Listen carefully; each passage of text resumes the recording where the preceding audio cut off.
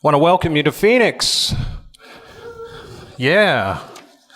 Actually, most people maybe think that it's all people from Phoenix here, but actually we have people from 15 states that have flown in. So, yeah, it's a big hand.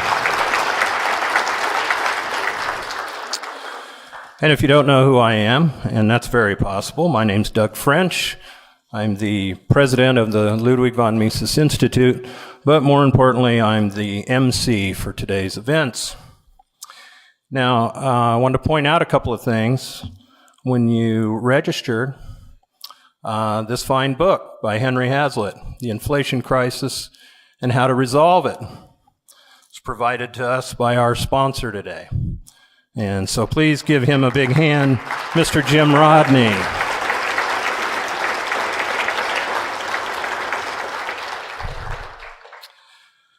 We also have another giveaway from another donor of ours, Mr. Lou Carabini, a little book he wrote called Inclined to Liberty. This is a nice little book.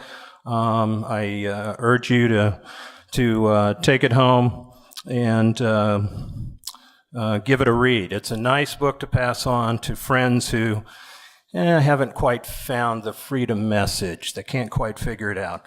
This book can help them in that regard. Now, just because we're giving you a couple books doesn't mean we wouldn't like you to buy a couple books from us. We have a table full of them out there, so please find the bookstore and buy early and buy often. Now, I suppose most of you know what the Ludwig von Mises Institute is, but always at these events, I find people who've been drugged here against their will. They were misled. They thought they were doing something completely different. Hey, we're going to go to a hotel Saturday afternoon. It's going to be like a spa day. You know, you're going to love this. They get stuck here listening to, talks about economics. But the Ludwig von Mises Institute was started in 1982 by our founder, Lew Rockwell. And we've really become the center for classic liberalism, libertarian political theory, and of course, the Austrian School of Economics. So it's really a worldwide movement. We're at the center of it, and it's terribly gratifying to be a part of it. In that regard, we have a number of students here. And if I could have those students stand, please. And I think I'm looking at them because these people all look young. Yes. All right.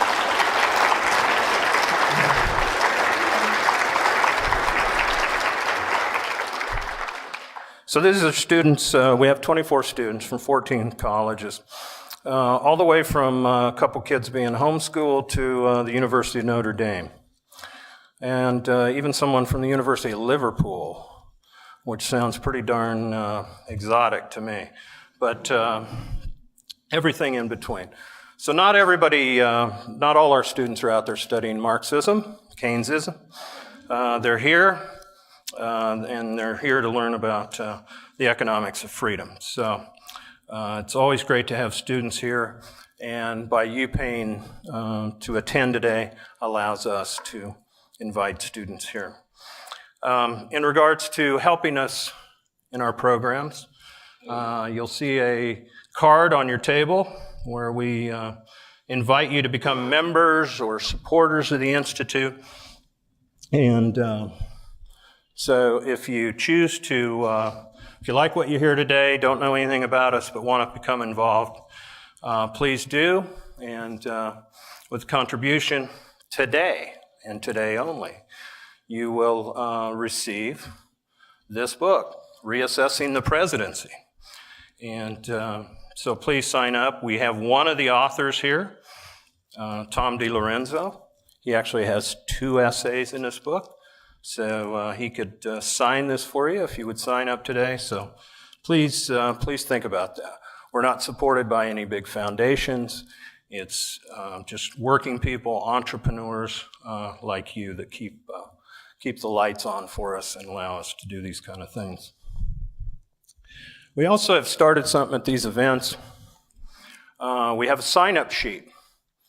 A lot of people think they're out in the wilderness all by themselves thinking about freedom. Then they come to an event like this and they say, gee, there's lots of people that feel just the way I do. And they want to exchange names, they want to exchange email addresses. So we help facilitate that. So we have a sign-up sheet for your email addresses. We don't give them to anybody. We don't sell them to anybody. And believe me, there's people that want them.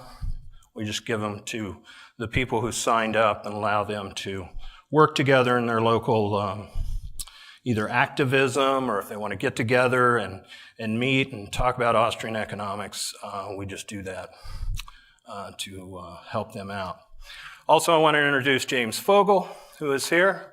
And if he would stand, he's our development director at the Institute. And for those of you who would like to disinherit Uncle Sam and want to know how to do that, James is the guy to talk to. So please corner him during the course of the day if you want to talk about something like that. And with that, it is time to get the program going. As you notice from your program, I am the warm-up act, and so we will proceed in that direction. And I'm going to talk about two central bankers, one of which I think you know, and one of which I don't think you know a whole lot about. And I think if you follow economic affairs at all, you know who Ben Bernanke is. He's the chairman of the Federal Reserve. He was Time's 2009 Man of the Year. CBS News said he may be the most important Federal Reserve chairman in history when Scott Pelley interviewed him for 60 Minutes last year. You know, Bernanke's an expert on the Great Depression. We've been told that time and time again. And he famously said back in 2002, but the US government has a technology called a printing press, or today its electronic equivalent, that allows it to produce as many US dollars as it wishes at essentially no cost.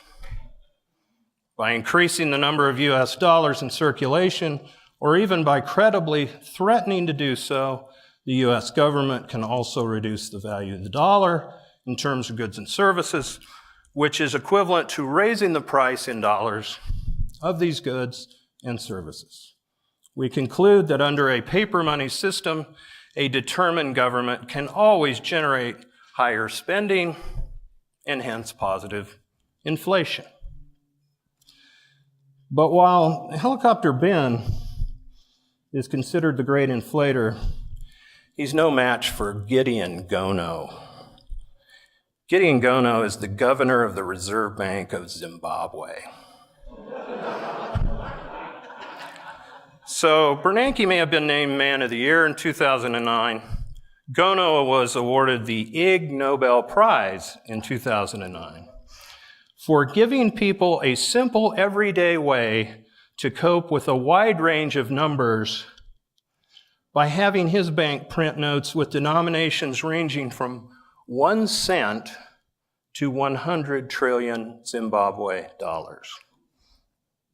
The aim of the Ig Nobels is to honor achievements that first make people laugh and then make them think. But don't think Gono's lacking for self-esteem.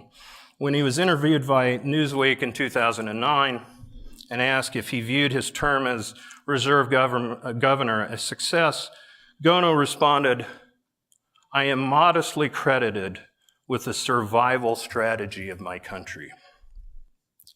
On the other hand, Mr. Bernanke can count on his friends to sing his praises. I shudder to think what the world would be like if Ben hadn't been running the Fed. Former Secretary Hank Paulson says, "It's just hard to explain that, yes, we're in deep doo-doo, but we would have been in much deeper doo-doo." Now, Mr. Gono's a relatively young man, 50 years old, started his career at national breweries. He joined the Zimbabwe Fertilizer Corporation when he was a young man. I don't know if that's significant, maybe. And then he went on into banking, which is a natural progression, of course, with Zimbank, which is operated, of course, by the government. He then went to the commercial bank of Zimbabwe, and he became Zimbabwe President Robert Mugabe's personal banker. He was appointed to head the University of Zimbabwe Council.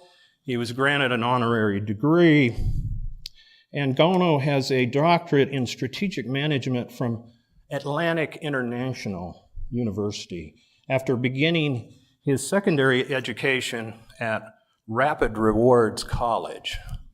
So for those of you wanting to get into central banking, you may want to start your career at Rapid Rewards.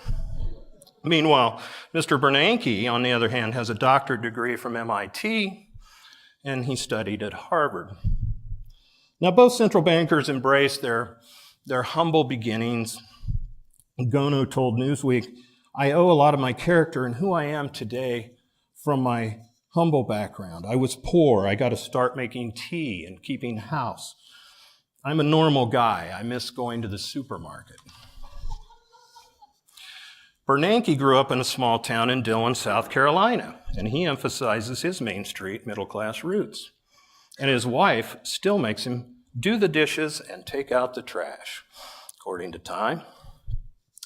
And while Bernanke wears off-rack suits, owns a pretty nice four-bedroom townhome in Washington, D.C. that he paid $839,000 for, his counterpart Gono lives in the richest suburb of Harare, Borrowdale Brook, in a 47-bedroom house down the street from President Mugabe's place.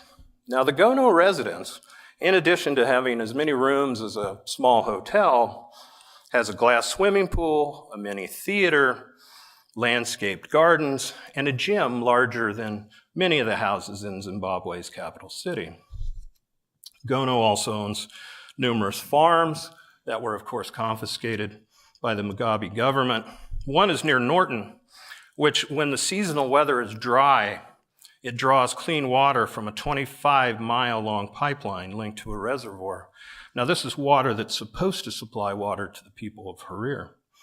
Gono also owns property in Malaysia. On the other hand, Chairman Bernanke lives a relatively modest lifestyle.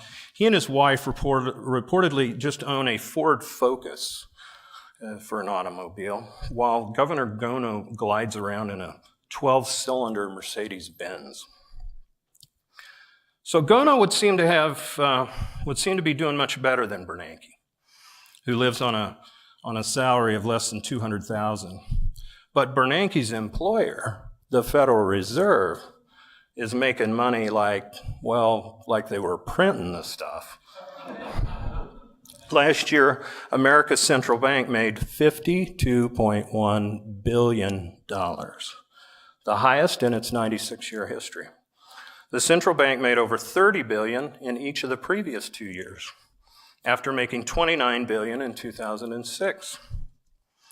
This shows that central banking is a great business to be in, especially in a crisis, said former Fed official Vincent Reinhart to the Washington Post. You buy assets that have a nice yield and your cost of funds is very low. The difference is profit. Low cost of funds, well, I guess. Reinhart leaves out that part about creating money out of nowhere to buy these assets. And while it's the Zimbabwean way for the head banker to take the central bank largesse for himself and build a private palace, in America, the central bank builds work palaces for its economists around the country. Now, before Gono moved into his place, he had extra security sensors that were installed on the outside perimeter, biometric iris recognition on the inside of his place, and fingerprint authentication systems were also fitted in the interior. But he still wasn't sure it was secure enough. By the way, the security at America's central bank locations is equally as tight. Now, we have to be fair to Mr. Gono. Things weren't exactly great in Zimbabwe when he took over in 2003. At the time, the annual inflation rate in that country was 619%. In an interview before Ankoma with New African in the fall of 2007, with his country's inflation rate at 4,500%, Gono blamed the high inflation on the differences that Zimbabwe had with its former colonial master, the UK, and added, "We are busy laying the foundations for a serious deceleration program." But the Gono deceleration program didn't end up being all that serious. By the end of 2008, the inflation rate exceeded 231 million%. And at the time, the Times Online wrote, "A police inspector's Christmas bonus last week was worth 1 American cent in the widely used parallel black market." So while Bernanke is worshipped in the US, the Zimbabwean people have been angry with Gono, even resorting to throwing rocks at the Reserve Bank building. And many in the rock-throwing mob were low-grade civil servants, such as prison staff who had been trying to get money for Christmas, only to find that the banks had run out of cash despite introducing just that morning new $1 billion, $5 billion, and $10 billion Zimbabwe dollar notes. Now, Gono believes that there is a, quote, positive correlation between the drought and inflation. And he pointed out in his 2007 New African interview that the droughts have become more frequent. Instead of a drought every 10 years, the drought has persisted through much of the early 2000s and mid-2000s. Those aspects have got a serious bearing on our inflation level, Gono said. So forget about money printing. Inflation's all about the weather, lack of support from other nations, political sanctions. In Governor Gono's mind, he's had nothing to do with the hyperinflation in his country. No other central bank governor has had to deal with the kind of inflation levels I have, Gono told Newsweek. The people at my bank are at the cutting edge of the country. But Ludwig von Mises anticipated Gono's claims years ago in a book called Economic Policy. The most important thing to remember is that inflation is not an act of God, Mises wrote. That inflation is not a catastrophe of elements or a disease that comes like the plague.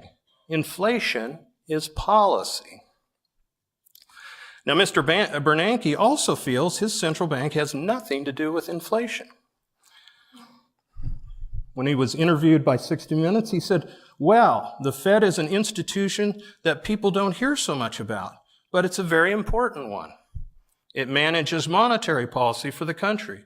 It's one of the main tools we have for stabilizing our economy and keeping prices stable." Reminds me of Murray Rothbard, who quipped in his book, The Case Against the Fed. Murray wrote, "The culprit solely responsible for inflation, the Federal Reserve, is continually engaged in raising a hue and cry about inflation, for which everyone else in society seems to be responsible. What we are seeing is the old ploy by the robber who starts out shouting, 'Stop, thief,' and runs down the street pointing ahead at others." So you need dams and irrigation equipment? But of course the citizenry has not saved and accumulated capital because what they did save was confiscated by the government directly or inflated away. Well, Governor Gono has the answer. "We are printing money to build dams and buy irrigation equipment," he explains. "Combine that infrastructure and the abounding energy of our people to succeed, and you have the makings of an agricultural revolution that is bound to take us to levels not seen in our living memory." But Zimbabwe already had an agricultural revolution. It was once one of Southern Africa's most prosperous countries. It was referred to as the breadbasket of Africa. Its Victoria Falls is one of the 7 natural wonders of the world. The Zambezi River boasts abundant wildlife and pulsing rapids. The country's lush soils, the envy of all of Africa. The country is said to hold 80% of the world's platinum deposits, and it also has huge natural gas resources. And along with natural gas and other commodities. The Zimbabwe population has a literacy rate exceeding 90%. So what happened? Well, committed Marxist Robert Mugabe took over in Zimbabwe in 1980. And besides running the printing presses, Mugabe and the Zimbabwe parliament pushed through an amendment to their constitution allowing for the seizure of white-owned farmland, despite voters turning the measure down just 2 months prior. Now, the country that for many years was a major food exporter to the region has a quarter of its citizens dependent on international food relief. And while Gono blames the heavens for being stingy with rain, an all-parliamentary committee warned before the start of the rainy season that production would be at an all-time low due to shortages of diesel, seed, fertilizer, chemicals, functioning farm machinery, and skilled labor. Printing money with more zeros will not increase production. It's just the opposite. But Gono looks to America for inspiration. Look at the bridges across the many rivers in New York and elsewhere, Gono says, and the other infrastructure in the country that was built with high budget deficits. These are times when it is necessary to dig deeper and construct and reconstruct. Therefore, printing money to sustain lives, to build infrastructure and a springboard from which to lead forward cannot be bad, Gono said. Now that sounds familiar. That's what the financial rescue of 2008 and 2009 was all about, right?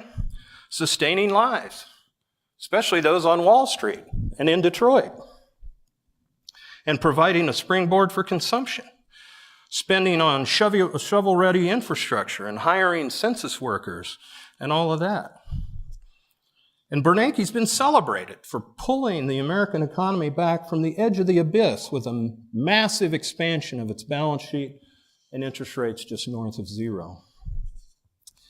And now Washington and the Federal Reserve believe they can cure what ails the American economy and the speculative binge that caused the financial meltdown with stringent regulation. That's what's needed.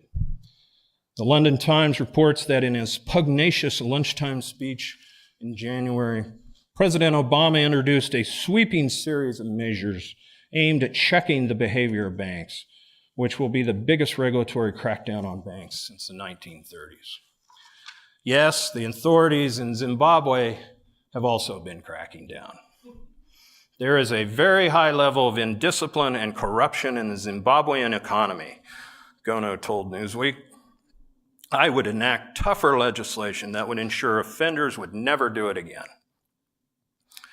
Gono went as far as closing down the Zimbabwean Stock Exchange in the November of 2008 and said a couple months later, unless there is more discipline and honor, the exchange will stay closed. I can't be bothered. I don't know when it will open. And then Governor Gono commissioned a study. And you won't believe what this study found. The stock market has been traditionally one of the drivers behind Zimbabwe's hyperinflation. The stock market opened again in February 2009, but trading's been thin and only in US dollars. One Zimbabwean businessman told the BBC, I don't even know if I'll have a job at the end of the week because there is so much uncertainty. There are so many companies closing down. It is quite interesting to see people going in banks with bags and sometimes even suitcases. You know that there are large amounts of money in there, which unfortunately will not buy very much. The things we buy, the groceries at home, the things that we get for our children, we have to buy immediately, as soon as we get the money, according to one woman. We know that if we wait, the prices are going to go up again. If we wait another week, we will not be able to afford anything. Now, as I said before, we're repeatedly reminded that Ben Bernanke is the foremost expert on the Great Depression. And he told 60 Minutes, the Depression was an incredibly dramatic episode, an era of stock market crashes, breadlines, bank runs, and wild currency speculation. With the storm clouds of war gathering ominously in the background. For my money, he said, few periods are so replete with human interest. Bernanke believes that the Federal Reserve was too tight back then with monetary policy, making matters worse. Create more money and save failing banks. That's his prescription. Bernanke's counterpart in Zimbabwe has studied the same history, and guess what? He's come to the same conclusion. I'm a student of economic histories of countries, and I can tell you that what we are doing is not unique, Gono told New African. If you study carefully the history of the American economy, if you look at Chinese history, if you look at Russian history, British history, and others, you will find that at some point they had to rely on their central banks. Bill Bonner wrote recently in the Daily Reckoning, several countries are already past the point of no return. Even if America taxed 100% of all household wealth, it would not be enough to put its balance sheet in the black. And Professors Kenneth Rogoff and Carmen Reinhart show that when external debt passes 73% of GDP and 239% of exports, the result is default, hyperinflation, or both. IMF data shows the U.S. already too far gone on both scores, with external debt of 96% GDP, 748% of exports. To ensure that my people survive, I had to print money, Gono told Newsweek. I found myself doing extraordinary things that aren't in the textbooks. Then the IMF asked the U.S. to please print money. The whole world is now practicing what they have been saying I should not. I decided that God has been on my side and had come to vindicate me. Well, Governor Gono may have God on his side while doing extraordinary things, but Chairman Bernanke has President Obama on his. When announcing the Fed chairman's reappointment, the president cited Bernanke's background, his temperament, his courage, and his creativity. So you might ask, what is Zimbabwe's inflation rate these days? Well, it's hard to know.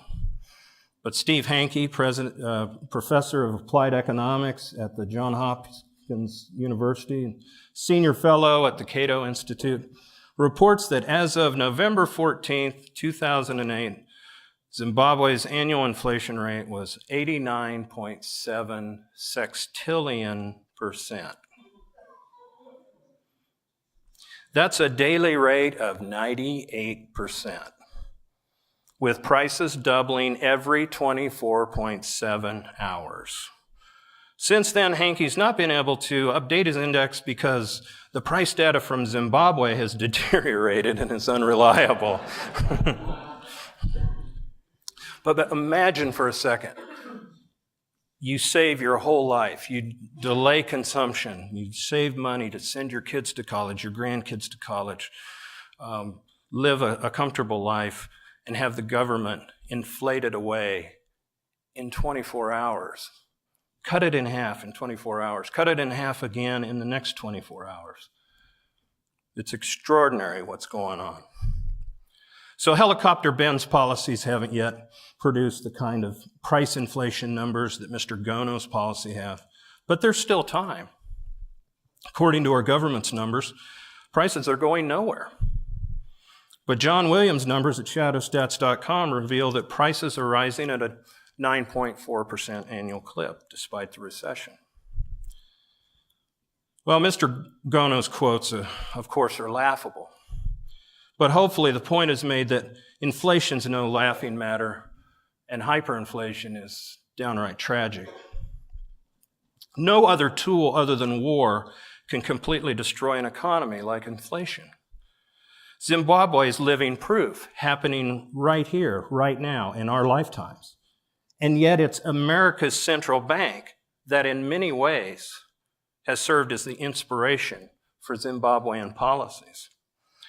The great Henry Hazlitt wrote, "Inflation is a twisted magnifying lens through which everything is confused, distorted, and out of focus, so that few men are any longer able to see realities in their true proportions." No two men are more confused and out of focus than Chairman Bernanke and Governor Gono. Thank you.